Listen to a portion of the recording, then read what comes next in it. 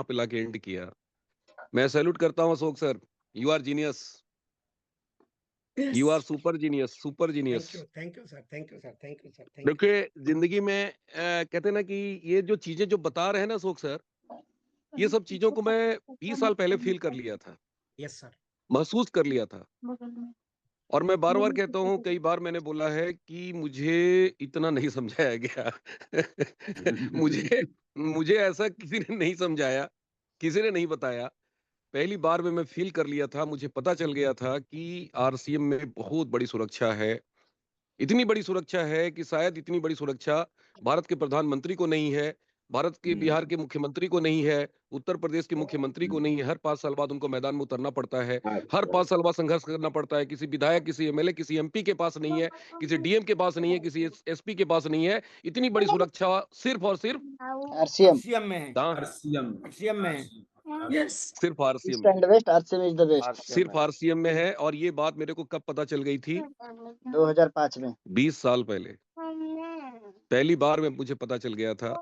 और मैं इसी चीज के लिए कूद गया था आरसीएम में कि यूनियन बैंक का मैं सीएमडी भी बन जाऊं तो भी एक दिन मुझे जीरो पर आना पड़ेगा, एक दिन मुझे गद्दी से उतार दी जाएगी। और अगर दुनिया से चले गए तो मेरी पत्नी सीएमडी नहीं बन सकती यूनियन बैंक में।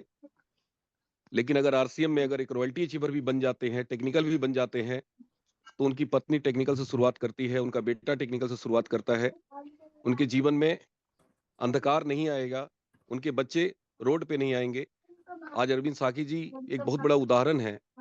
वाकई में वो डायरेक्टर थे, लेकिन अब उनकी पत्नी डायरेक्टर नहीं बन सकती, उनके बच्चे डायरेक्टर नहीं बन सकते। डायरेक्टर तो छोड़ दीजिए, मुझे नहीं लगता है कि उनको वहां पे कंपनी में कोई जॉब उनको ऑफर किया जाएगा। हमें नहीं लगता, नहीं नहीं नहीं लगता। उनके अंदर वो एफिशिएंसी अगर होगी तो शायद वो डिजर्व करती होंगी तो जरूर कंपनी देगी, अपनी तो अगर नौकरी डिजर्व भी नहीं नहीं करते हैं पाई। तो शायद नहीं मिलेगा। और हमें नहीं लगता कि अरविंद साकी का पद तो नहीं मिल सकता, नामुमकिन है, नहीं नहीं नहीं, किसी को असंभव है। नहीं। क्योंकि जो काम अरविंद लोग साकी कर पैकेज गए चला है, वो सबसे काम जीरो होगा कुल। उनकी पत्नी यहाँ कभी कर ही नहीं 15 सकती। तो जीरो कभी ना हो। वो एफिशिएंसी उनके अंदर नहीं है, वो एजुकेशन नहीं है, वो एमबीए किए हुए थे अरविंद साकी जी, वो उनके पास अनुभव नहीं है, तो कैसे उनको वो पद मिल जाएगा? जरा सोचिए, ये क्या हम लोग कितना बड़ा कार्य कर रहे हैं, कितनी बड़ी सुरक्षा है साथियों। और आज अरविंद जी ने वो चीजें दिखाई है, बहुत बारीक से दिखाई है, और बहुत शानदार तरीके से शुरुआत वहीं से किया इन्होंने। तो देखिए, हमें पता है कि हम किस चीज के लिए कर रहे हैं आरसीएम। हमें पता है कि हम अपने बच्चों को सुरक्षित रखने के लिए कर रहे हैं।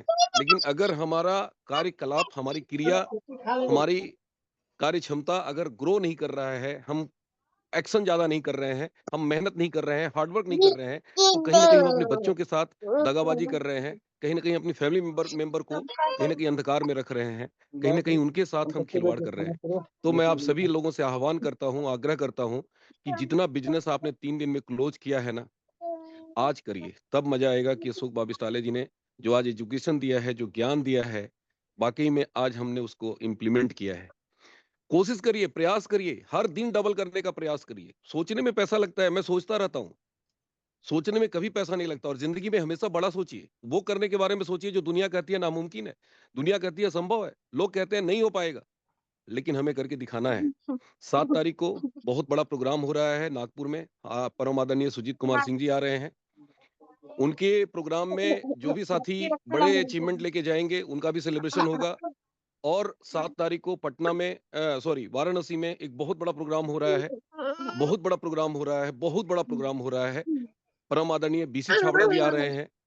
उनके हाथों से सम्मानित होने का मौका है, उनके हाथों से मेडल पहनने का मौका है, सर्टिफिकेट लेने का मौका है, उनके साथ फोटो खिंचवाने का मौका है। मत चूकना मेरे लाल, मत चूकना मेरे पट्टे, मत चूकना मेरे पहलवान, मत चूकना मेरे सिपाही।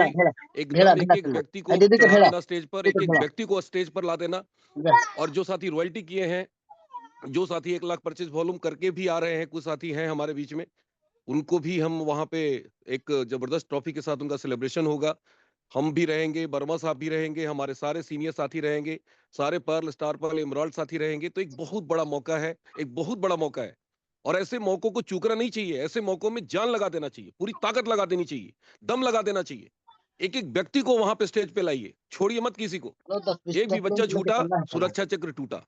तो बहुत शानदार आज का प्रोग्राम हुआ है, टाइम कंप्लीट हो चुका है और मैं अशोक सर को बहुत बहुत धन्यवाद देता हूँ। Ashok Thank you, sir, thank you, thank you. ये जो आपने आज कार्य किया है, देखिएगा ईश्वर आपको बहुत आगे लेके जाएगा। कहते हैं ना कि विद्या ददाति विनयम, विद्या जितना दान करेंगे आप, विद्या जितना बांटेंगे, आप उतना विनय होते जाएंगे, उतना आप ग्रो करेंगे, आप आगे बढ़ेंगे। विद्या जितना बांटेंगे, जीवन में उतनी तरक्की करेंगे। तो आज आपने बहुत शानदार तरीके से प्रेजेंटेशन दिया है।